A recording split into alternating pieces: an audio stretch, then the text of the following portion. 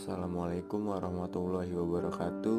Kami dari kelompok produksi yang beranggotakan Kanaya Oktavia, Muhammad Sabili, Nikolas Bima Hersakti, Sahwan Indi Fitriani, dan Siti Awaliyah Noviani. Di sini kami akan menjelaskan tentang manajemen pemasaran.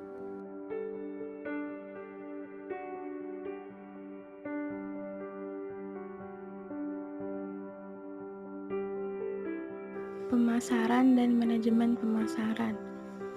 Pemasaran adalah suatu aktivitas bisnis yang dirancang untuk memberikan pelayanan yang dilakukan oleh individu atau kelompok untuk memenuhi kebutuhan dan keinginan konsumen dan masyarakat dalam rangka mencapai tujuan perusahaan.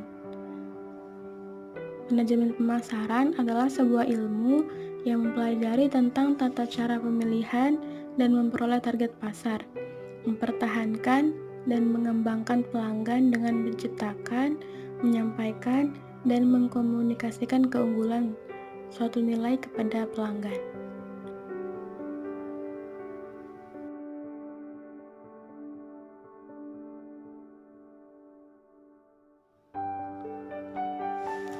Fungsi pemasaran. Yang pertama sebagai pertukaran, yaitu perusahaan bisa menukarkan produk dengan produk lainnya. Hal ini perlu untuk keperluan operasional maupun untuk pertambahan aset. Yang kedua, sebagai perantara, yaitu menjadikan perantara antara perusahaan dengan pelanggan.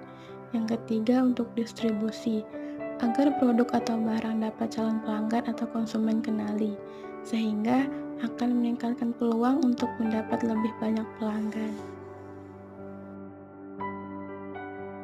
Selanjutnya yaitu konsep pemasaran. Konsep pemasaran yaitu untuk mencapai tujuan perusahaan. Perusahaan harus mengetahui dan menentukan kebutuhan dan keinginan konsumen atau pasar sasaran serta memberikan kepuasan yang efektif dan efisien dibanding dengan perusahaan pesaing. Yaitu ada konsep produksi, konsep penjualan, konsep pemasaran, konsep pelanggan, dan konsep produk.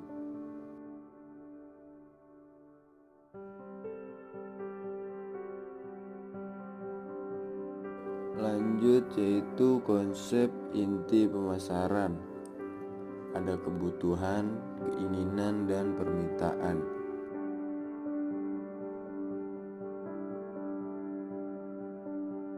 Selanjutnya yaitu komponen utama pemasaran, yaitu produk, harga, promosi, dan tempat. Komponen produk yaitu desain, fitur, merek, kemasan, ukuran, layanan, jaminan, dan pengembalian. Komponen harga yaitu diskon, pembayaran, kredit. Selanjutnya komponen promosi yaitu promosi, periklanan, tenaga penjual, humas, pemasaran langsung. Dan komponen tempat yaitu saluran, cakupan, pilihan, lokasi, persediaan, dan transportasi.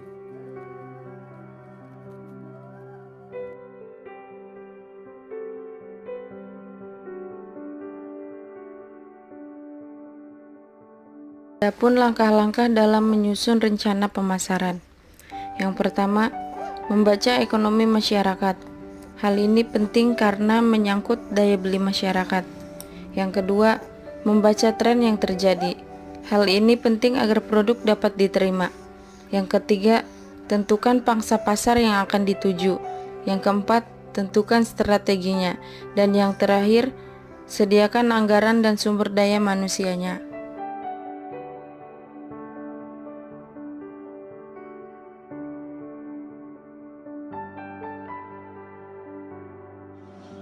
Baiklah, di sini ada langkah dan tujuan manajemen pemasaran. Yang pertama adalah tujuannya.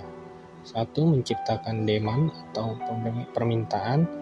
Kedua, meningkatkan keuntungan. Ketiga, menciptakan pelanggan baru. Keempat, memuaskan pelanggan. Dan yang kelima ini menciptakan produk yang baik di mata publik. Selanjutnya adalah langkah-langkahnya. Yang pertama di sini adalah riset pasar.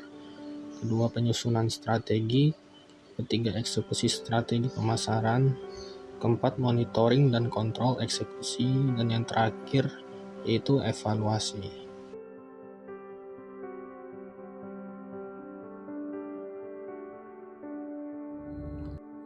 Penerapan manajemen strategi pemasaran.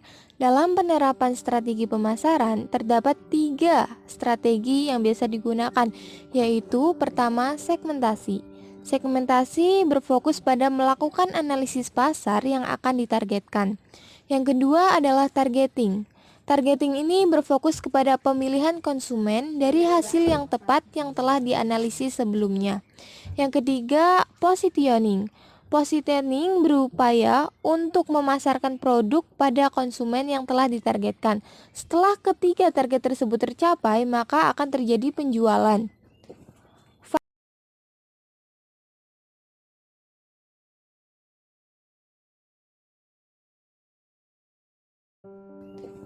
Faktor-faktor yang mempengaruhi strategi pemasaran. Faktor-faktor tersebut terdiri dari faktor eksternal dan faktor internal. Faktor eksternal terdiri dari kompetisi, prospek, data, dan kondisi ekonomi. Sedangkan faktor internal terdiri dari tujuan bisnis, staf, anggaran, dan produk. Adapun penentuan target pasar. Yang pertama, single segment concentration atau konsentrasi segmen tunggal, yaitu perusahaan hanya memilih kepada satu segmen pasar saja. Yang kedua, selective specialization atau spesialisasi selektif. Artinya, target ini dilakukan dengan melihat kekuatan-kekuatan yang ada di perusahaan, mulai dari peralatan, perlengkapan, sumber daya manusia, dan lain sebagainya.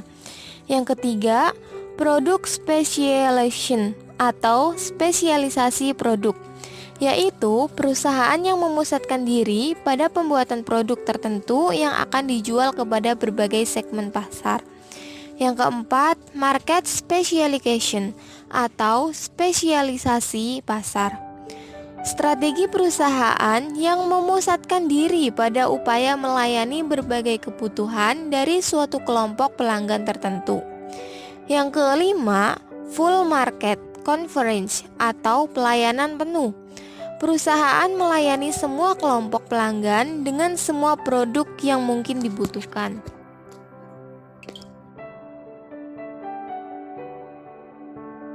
Selanjutnya, tugas manajemen pemasaran. 1. Mengembangkan strategi dan rencana pemasaran. 2. Menangkap gagasan pemasaran. 3. Berhubungan dengan pelanggan. 4. Membangun merek yang kuat. 5. Membentuk penawaran pasar. 6. Menghantarkan nilai. 7. Mengkomunikasikan nilai. 8. Menciptakan pertumbuhan jangka panjang.